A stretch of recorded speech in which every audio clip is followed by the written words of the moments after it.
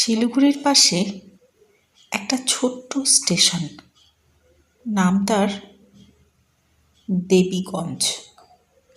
স্টেশনটা খুব ব্যস্ত না, দিনে 2-4টা ট্রেন আসে, আর রাত হলে পুরো জায়গাটা অদ্ভুতভাবে চুপচাপ হয়ে যায়।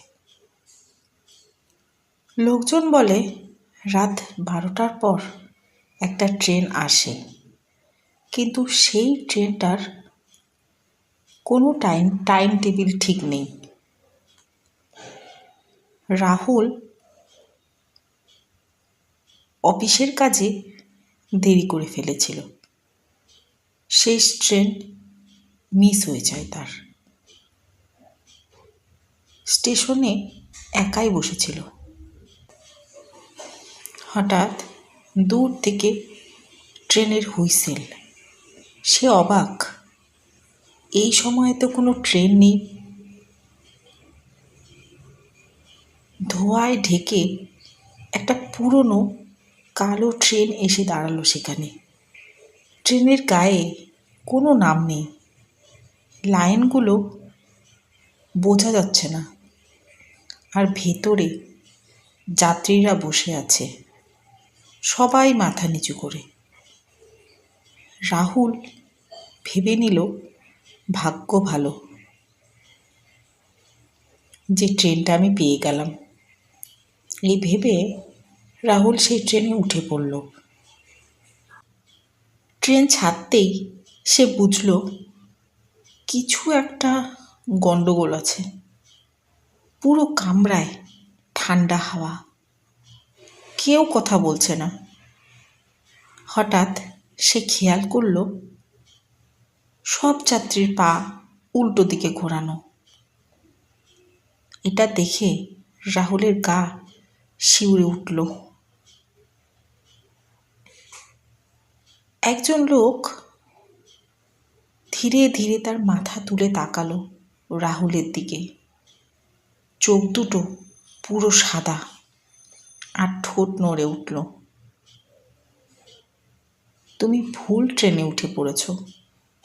হঠাৎ পুরো কামরার লোক একসঙ্গে তার দিকে তাকালো। ট্রেনের দরজা বন্ধ, জানালা বন্ধ, আর ট্রেনের গতি বেড়েই চলেছে। ঘণ্টাখানেক পর ট্রেনটা থামল। বাইরে লেখা শ্মশান ঘাট। রাহুল দৌড়ে নেমে পড়ল ট্রেন থেকে। পেছন থেকে আস্তে আস্তে আওয়াজ এলো, এবার তুই নামলি, পরের বার আর নামতে পারবি না। এটা শুনে রাহুল সেখানেই জ্ঞান হারালো। সকালে স্টেশনের লোকেরা তাকে খুঁজে পেল। সে শ্মশানের পাশে অজ্ঞান হয়ে পড়ে আছে।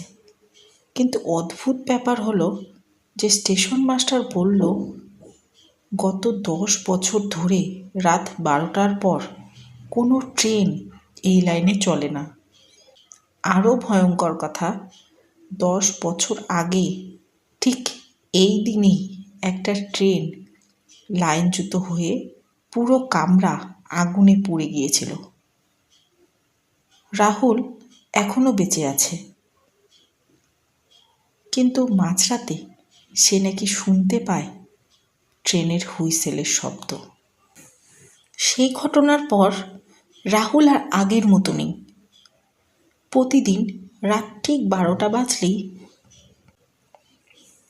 তার ঘরের জানালার বাইরে ট্রেনের হুইসেল শোনা যায়, কিন্তু আশেপাশে তো কোনো রেল লাইন নেই। অদ্ভুত ব্যাপার, একদিন রাত 12টা 5 মিনিটে তার ফোন বেজে উঠল। অজানা নাম্বার। রাহুল ভয় পেয়েও রিসিভ করল ফোনটা। ওপাশ থেকে ভেসে এলো একটা ভারী গলার আওয়াজ, তোমার টিকিট এখনো কাটা আছে, ফিরে এসো। তারপর ফোনটা কেটে গেল। তার ফোনের স্ক্রিনে তখন একটাই ছবি, একটা কালো ট্রেন, আর নিচে লেখা সিট নাম্বার 13। দরজায় কড়া নাড়ার আওয়াজ। মনে হলো দরজায় কেউ ঠক ঠক করে শব্দ করছে। রাহুল দরজা খুলতেই দেখে সামনে সেই সাদা চোখের লোকটি দাঁড়িয়ে আছে, কিন্তু এইবার তার পা সোজা। লোকটি ধীরে ধীরে বলল, সেদিন তুমি ভুল করে নেমে গেছিলে, আজ তোমাকে নামতে দেওয়া হবে না। হঠাৎ পুরো ঘর অন্ধকার হয়ে গেল। রাহুল নিজেকে দেখতে পেল ট্রেনের কামরায়, চারপাশে আগের সেই যাত্রীরা, কিন্তু এবার সবাই মাথা তুলে আছে, আর সবার মুখ পুড়ে কালো হয়ে গেছে। চোখ নেই, শুধু ফাঁকা গর্ত। হঠাৎ সে খেয়াল করলো তার নিজের পা উল্টো হয়ে গেছে। বৃদ্ধ লোকটি তখন সামনে এসে বলল, 10 বছর আগে যে ট্রেনে আগুন লেগেছিল, তুমিও ছিলে সেই ট্রেনে। রাহুল চিৎকার করতে চাইল, কিন্তু তার গলা দিয়ে কোনো শব্দ বেরোলো না। হঠাৎ ট্রেনের কামরায় আগুন ধরে গেল। সবাই একসাথে চিৎকার করছে, তুমি পালাতে পারবে না। রাহুল বুঝতে পারল সে সেদিনই মারা যাবে। যে রাহুল এতদিন বেঁচে ছিল সে আসলে এক আত্মা, আর এখন সময় হয়েছে সেই স্টেশনে নামার। লোকজন খবর পেল রাহুলের বাড়িতে আগুন লেগেছে। ঘরের ভেতরে শুধু একটা জিনিস পাওয়া গেল, পুরনো আধপোড়া ট্রেনের টিকিট। তাতে লেখা দেবীগঞ্জ, শ্মশানঘাট, সিট নাম্বার 13। এখানেই শেষ নাই গল্পটা। তোমার ফোনেও যদি অজানা নাম্বার থেকে কল আসে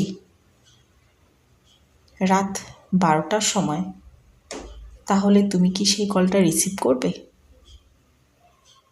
কমেন্টে জানিও। আমার এই গল্পটি যদি তোমাদের ভালো লাগে তাহলে আমার চ্যানেলটিকে অবশ্যই সাবস্ক্রাইব করো ও লাইক করো।